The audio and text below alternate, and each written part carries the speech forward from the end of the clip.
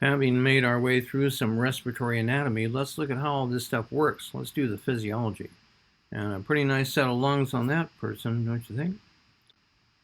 Okay, pulmonary ventilation. As we said, this is like the technical name for breathing, right? One cycle of inspiration and expiration. Right, there you go. One pulmonary ventilation, one cycle, inspiration and expiration. Quiet respiration is what happens at rest. That's where you're just breathing, you're sitting at rest, just with relaxed breathing, only your diaphragm is involved, all right?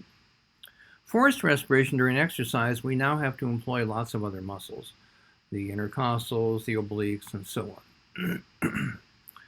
So the flow of air in and out of the lungs requires a pressure difference between air pressure within the lungs and outside the body. So this is a property of air and fluid and everything else we've been talking about all semester long. Things always move from high pressure to low pressure. So if the pressure in your lungs is less than the pressure outside of your body, what's going to happen? Well, the air outside of your body, if it's higher pressure than the air in your lungs, then air will go from outside into your lungs. Then what would happen if the pressure in your lungs, the air pressure, is greater than the outside air pressure? Well, then air will flow out of your lungs out into the outside world. It's all about pressure. It's that simple. There's nothing more complicated. Wherever there's the greatest pressure, it's going to move from there to the lower pressure, okay? We inhale when the pressure outside of the lungs is greater than the pressure inside. We exhale when the pressure outside is less than the pressure inside. So that's all it comes down to. It's that simple, all right? Due to the expansion or contraction of the chest cavity, changing the volume and pressure. So there's a relationship between volume and pressure, all right? Pressure is inversely related to volume. So look at the piston. See, all right, now it's compressed, now it's relaxed, compressed, all right? So we have great volume, small volume, large volume, small volume, large volume, small volume. Now look at the pressure gauge in the lower left.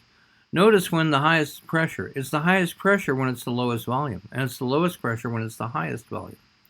That's the way it works, all right? That's the way all of this goes. It just depends on pressure, and the air moves always from higher pressure to low pressure, or the other way we can think about it is that pressure is inversely related to volume, and so as the volume goes down, the pressure goes up. As the volume goes up, the pressure goes down. You can see the graph there on the right. Notice when it's high volume, it's low pressure. When it's low volume, it's high pressure, etc. All right? Okay, so respiratory muscles, the diaphragm is the main one for quiet breathing, all right? That's a dome-shaped muscle right at the bottom of your rib cage. And notice when it contracts, it's going to contract downward. Remember I said that it's physically connected to your lungs. So when it contracts downward and actually pulls on your lungs. It increases the volume of your lungs. Do you see how I'm saying that? When the diaphragm contracts downward, it's going to pull on the lungs. That's going to expand the shape of the lung. That's going to cause the lung to be of greater volume. Remember what we just said? What's the relationship between pressure and volume? If the lung now is at a higher volume, what's going to happen to the pressure? It's going to go down. So when your diaphragm contracts, that means the pressure inside of your lung will go down, and that means now the pressure outside of your body is going to be greater. So what happens? Air literally rushes into your lungs. Now, think what happens when the diaphragm relaxes. It snaps back. Remember elasticity of muscles? So it snaps back to its original shape. That's going to now push on the lung and make the shape of the lung smaller. So the lung volume becomes smaller. What happens when volume becomes smaller? Pressure becomes greater. So therefore, the pressure in the lung now becomes greater than the pressure of the outside air, and therefore air rushes out of your lungs. It's all about pressure and volume. Contraction flattens the diaphragm. Then remember the scalene muscles. You might not. I didn't teach the scalenes. Well, I did at one point, and then I decided it was too much. Scalenes are up in your neck. All right, so right next to the sternocleidomastoid up there. They hold the first pair of ribs stationary. External and internal intercostals, remember those are the muscles in between the ribs, intercostal, between the ribs. Pectoralis minor, sternocleidomastoid, and the erector spinae muscles. Erector spinae are little tiny muscles on the spine.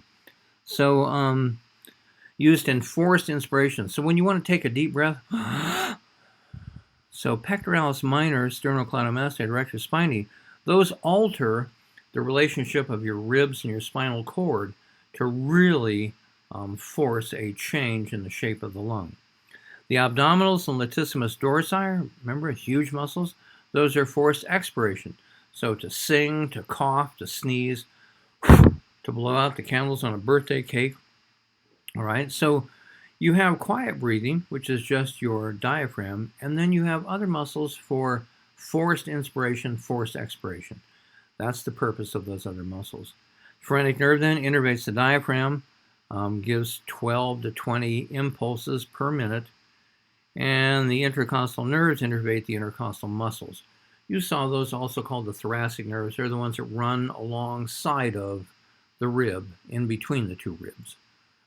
And laughing would also be a case of forced expiration. What is laughing? Laughter is a series of spasmodic and partly involuntary expirations with inarticulate vocalization, normally indicative of merriment, often a hysteric manifestation or a reflex result of tickling. So if you ever weren't sure what laughing is, there's from Dorland's Medical Dictionary. There is your technical definition of laughing. But just for fun, sometimes read that definition to someone without telling them what it's a definition of, and see if they can guess that that's laughter. And here you see respiratory cycle. Notice things like the intercostal muscles help the rib cage expand and compress. Okay, so there you see it right there. Your chest gets bigger and smaller, right, as you breathe.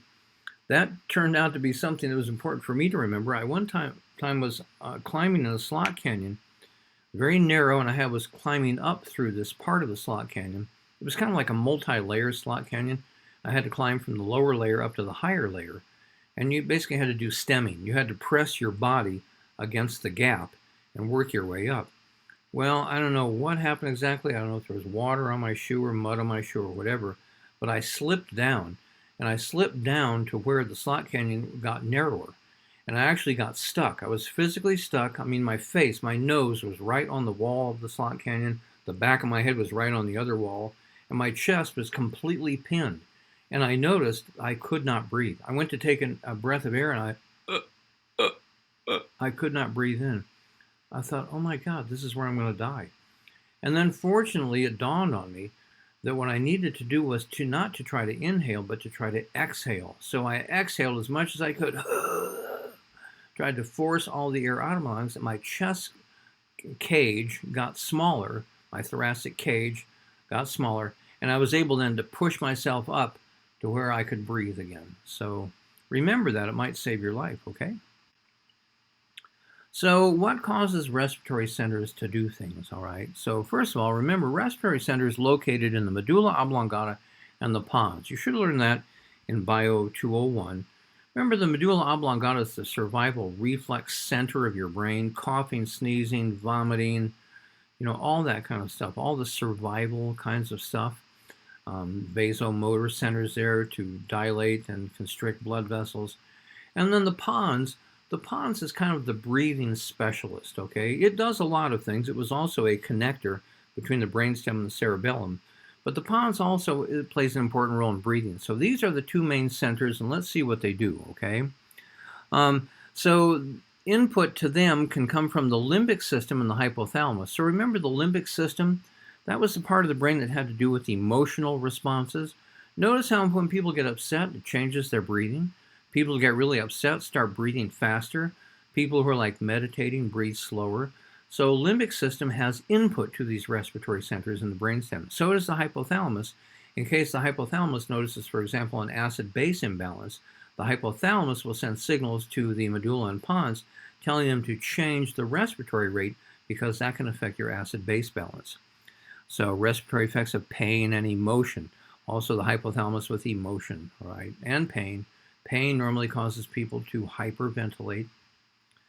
Input from the airways in the lungs. So there are irritant receptors in the respiratory mucosa. We talked about this before when we were mentioning the carina.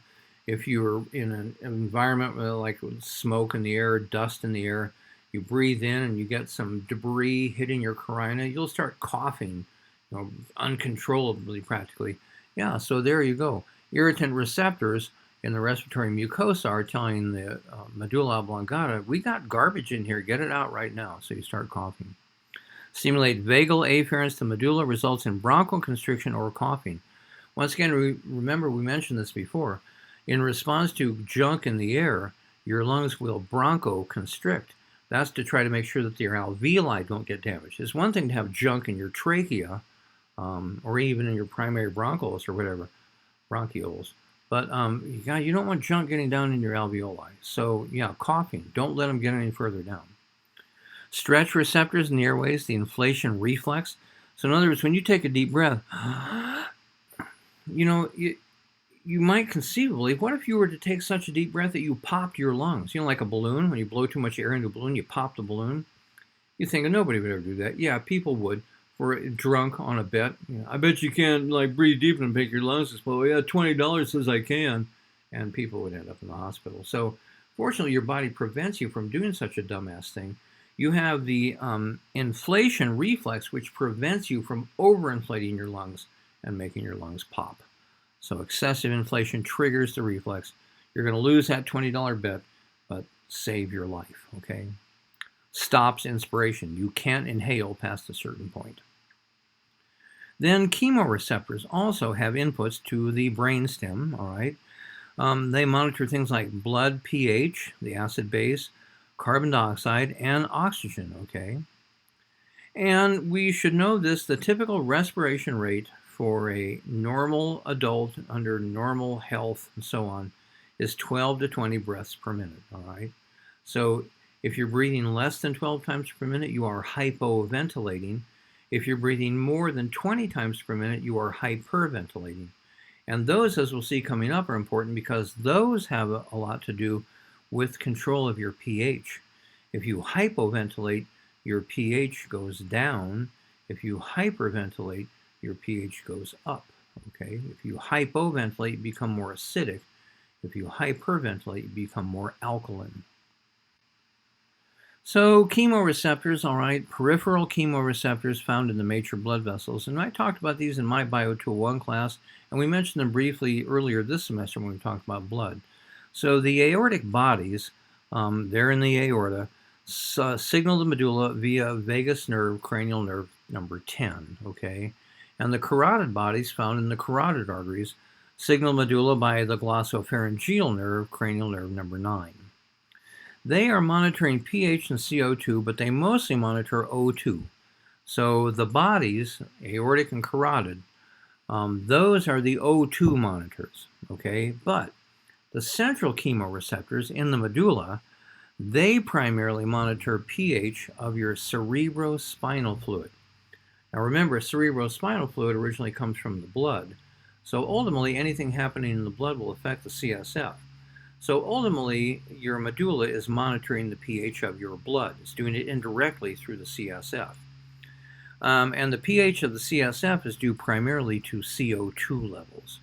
And in fact, as we'll see coming up, I'll keep mentioning this from time to time, but the primary stimulus for taking a breath, like sometimes you feel like you just need to take a breath,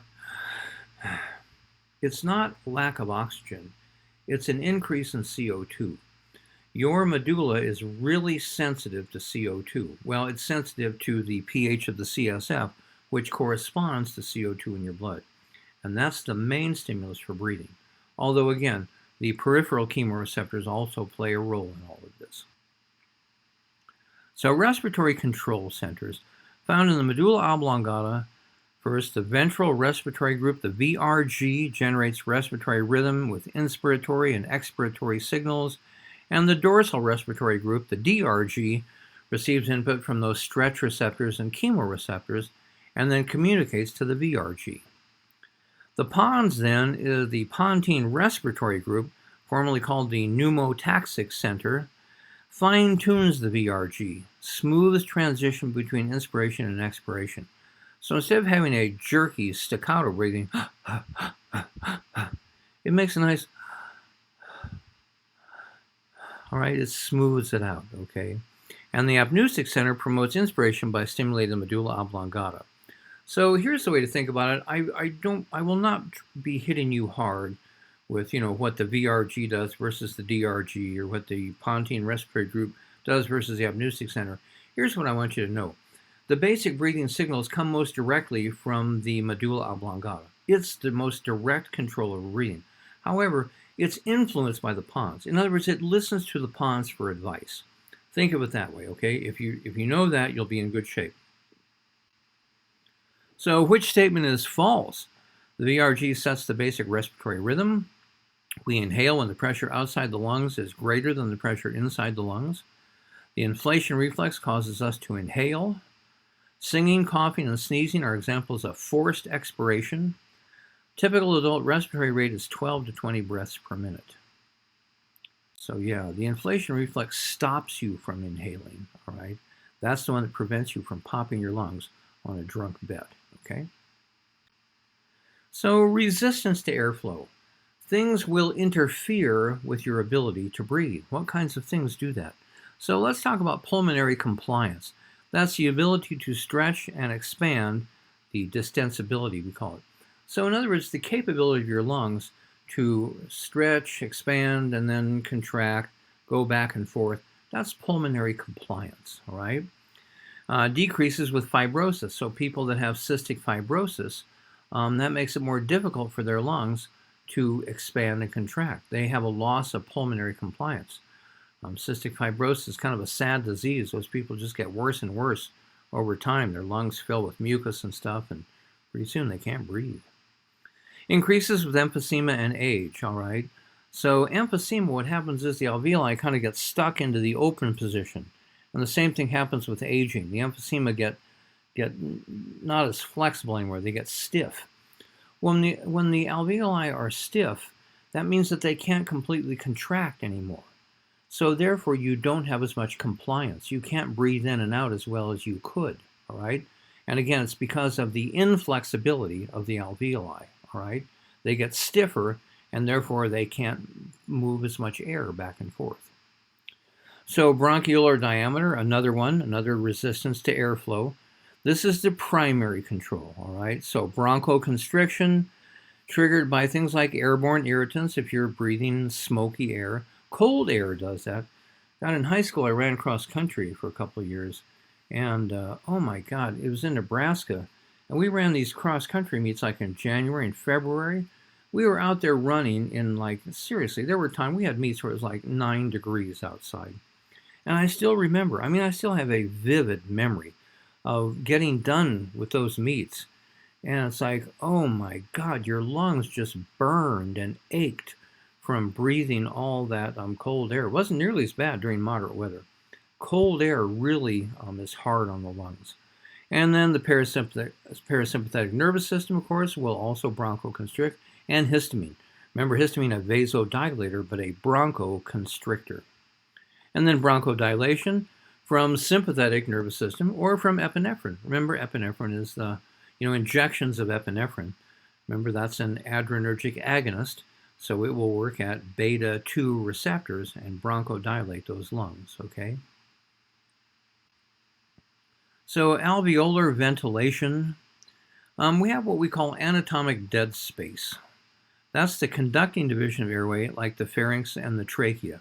So remember, once again, when you breathe in and breathe out, all right, there was some air that only came in as far as your trachea and then went right back out again.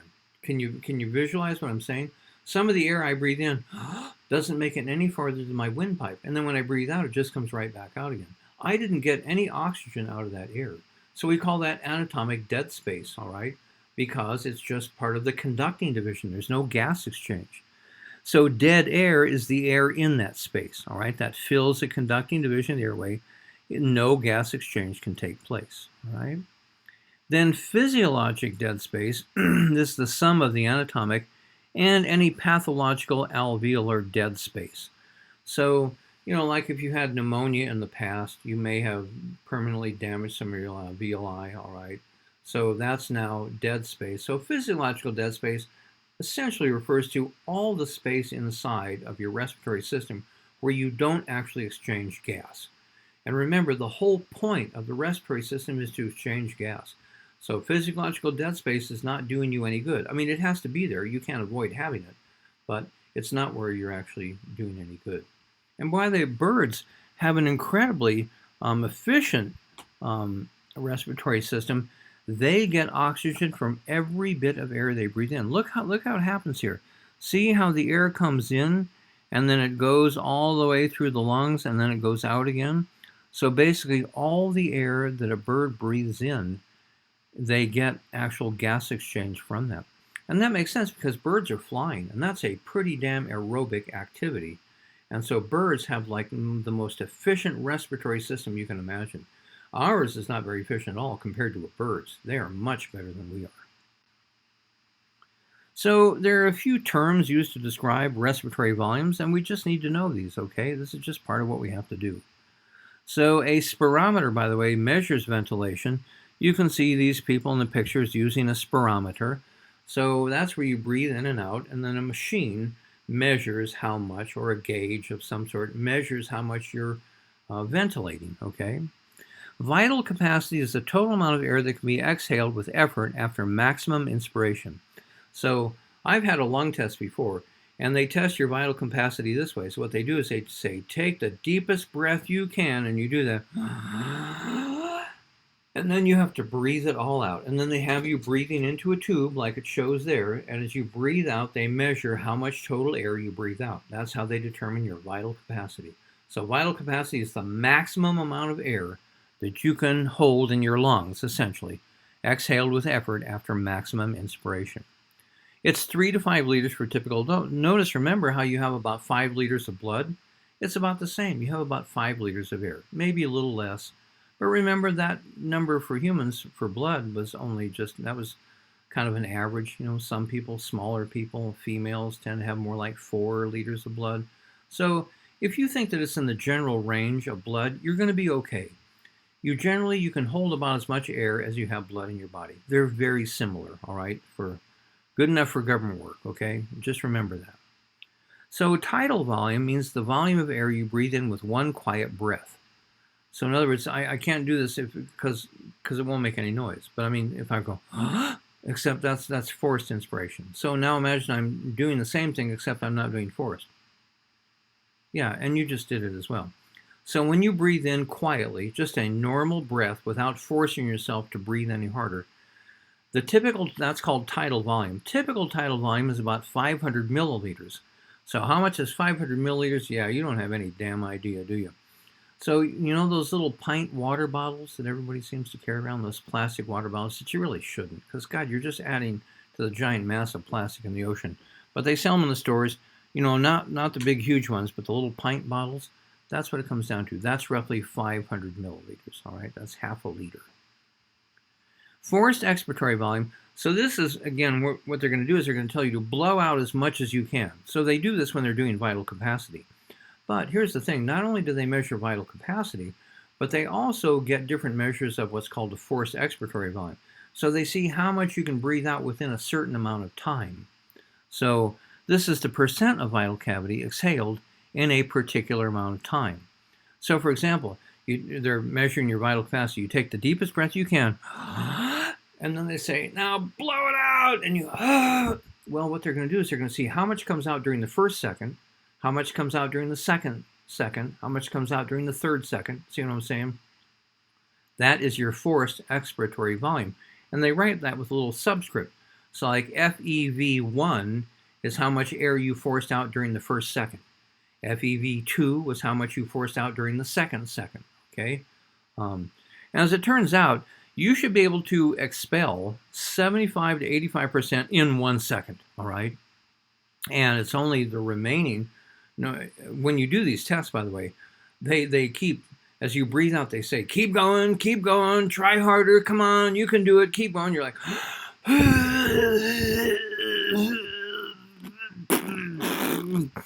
they say, keep going. I go, God dang, just back off, bitch. But yeah, you should be able to get 3/4 to almost 90% out during the first second. That's forced expiratory volume, okay?